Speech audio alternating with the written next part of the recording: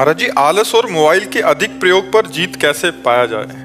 अब ये तो हाँ, इसमें तो अपने को देखो, अभ्यास इसमें भी नींद, भोजन, बोलना और भोग, इनको आप जितना चाहो बढ़ा सकते हो, जितना चाहो घटा सकते हो।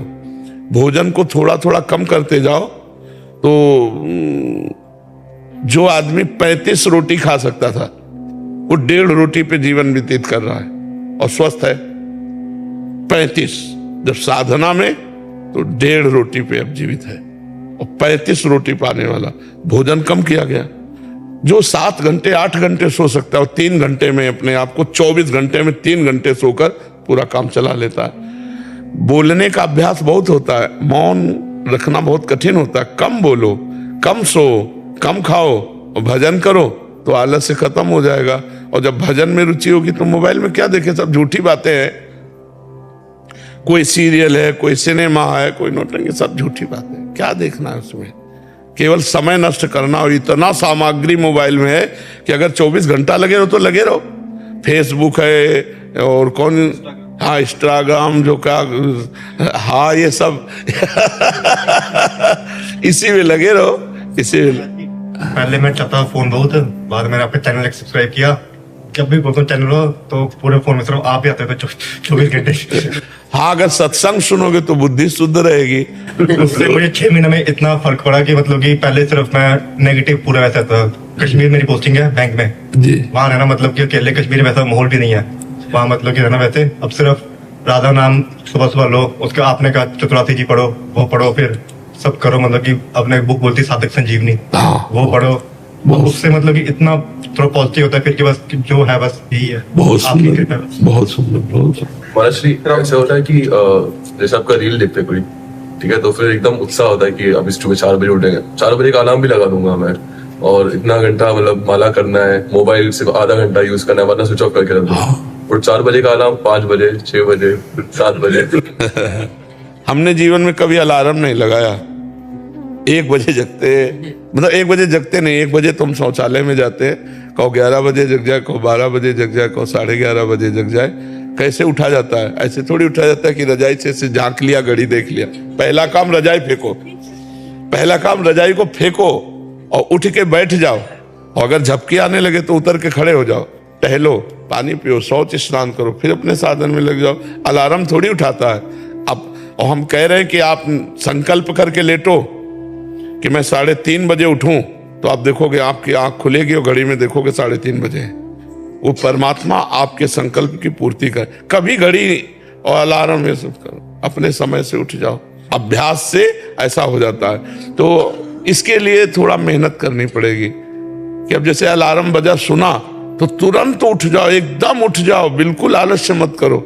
ऐसा करो, पहले बिस्तर से हटो, रजाई फेंक दिया, बाहर हो गए, और फिर एकदम मुंह आदि धो करके फिर नाम जप करने लगो, जो अपनी दिनचर्या में लग जाओ। 4 बजे तो बहुत कम है, 4 बजे तो यहाँ सत्संग शुरू होता है। लोग रोड में रात्रि में कैसे खड़े रहते हैं, तो पूरी रात भर लोग खड़े रहते हैं। तो हमें लगता है अगर हम अभ्यास करें तो हो सकता है, ठीक है।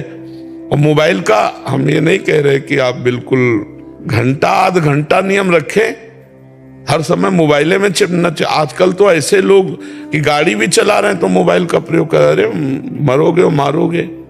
गाड़ी चलाते समय मोबाइल का बिल्कुल प्रयोग नहीं करना चाहिए। ऐसे में लगे तो कहाँ 1 सेकेंड में सामने वाला तुम्हें ठोक देगा या तुम सामने वाले को ठोक दोगे। मोबाइल बहुत अच्छी चीज है, बहुत बुरी चीज है, दोनों बातें। अच्छी चीज है कि आप अच्छे उसमें से चैप्टर ले सकते हो, प्रसंग ले सकते हो, समय पर आप किसी को फोन कर सकते हो। बचाव पक्ष में बहुत है और फंसाव पक्ष में भी बहुत है। तो इसलिए विवेक का प्रयोग करो, अच्छा ग्रहण करो, बुरा का त्याग कर दो। अभ्यास युक्त रहो जिससे आपकी नींद आदि नियत समय पर हो जाए। कै बजे सोते हो? जब आप उठते हैं। जब आप उठते हैं तब से। वैसे तो भले आदमी 5-6 बजे भी उठ जाते हैं, कोई तो 11 बजे तक सोते हैं। कोई 2:30 बजे उठने वाले भी बड़े हैं जी, दोपहर को 2:30 बजे उठने। तो फिर नहा धो के खा के फिर सो जाए। महाराज जी, बट यहाँ पे आके नींद ही नहीं आई। यहाँ पे 3 से नींद आई नहीं बिल्कुल भी। हाँ, दिव्य धाम है भगवान का यार। इनकी दिनचर्या कुछ ऐसी रहती है प्रभु, जैसे दिनचर्या ऐसी ही रहती है कि हम पशु चिकित्सक हैं तो हमें लेट हो जाता है, 9 बज जाता है कभी कभी फील्ड में, तो हमें सोने में 10-11 बज जाते हैं, सुबह इसलिए भी लंब हो जाता है। तो 11 बजे सो जाओ, 12, 1, 2, 3, 4, 5, 6 घंटा केवल नींद पर्याप्त है साधक के लिए। तो अगर आप 5 बजे उठ जाओ तो दिनचर्या चल पड़े। बहुत सुंदर दिनचर्या। अभी देखो 7:15 बजे हैं, अभी लग रहा है कि सूर्योदय होने वाला है। नहीं, अब लग रहा है कि सूर्योदय होने वाला है। तो हमें लगता है अगर 5 बजे भी उठ जाओ तो पर्याप्त है। 6 घंटा सोना चाहिए गृहस्थ आदमी को।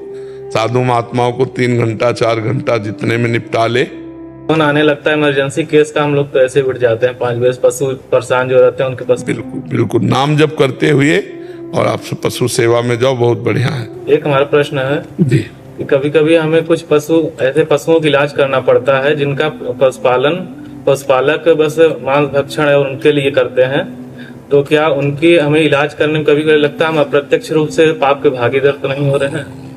लेकिन आप तो उसके रोग निवारण के लिए जो गए हैं, वो हत्या के लिए पाल रहे हैं, स्वस्थ करके उसका मांस खाना चाहते हैं। लेकिन आपका उद्देश्य ऐसा नहीं है।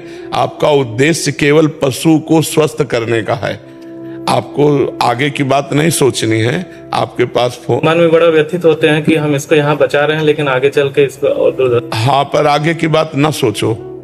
वर्तमान के प्राप्त सेवा को आप केवल उस समय देखो कि इस समय इस पशु को मुझे बचाना है, मेरा कर्तव्य है इसे दुख रहित करना।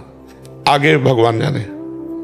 कहीं भी फोन आवे तो आप पहले उस पशु में भगवान देखिए और उस पशु को स्वस्थ करने की भावना कीजिए। यदि हम ऐसा सोचें कि इसको कल कोई मारेगा, तो आज ही हम मार रहे हैं, क्योंकि हमें सूचना मिल गई कि वो रोग से ग्रसित है और हम नहीं गए तो वो तो कल मारता, आज हमने मार दिया। हम जाकर आज उसे बचाएंगे, कल भगवान जाने उसका परिणाम क्या होगा, है नहीं? हर जीव का परिणाम अपना है। तो इसलिए ऐसे विचार के द्वारा हम उस जीव की सेवा करते हैं। आगे का केस भगवान संभालें कि वो हत्या करेगा कि क्या करेगा। हम वर्तमान को देखकर उसको दुख निवृत्त कर देते हैं।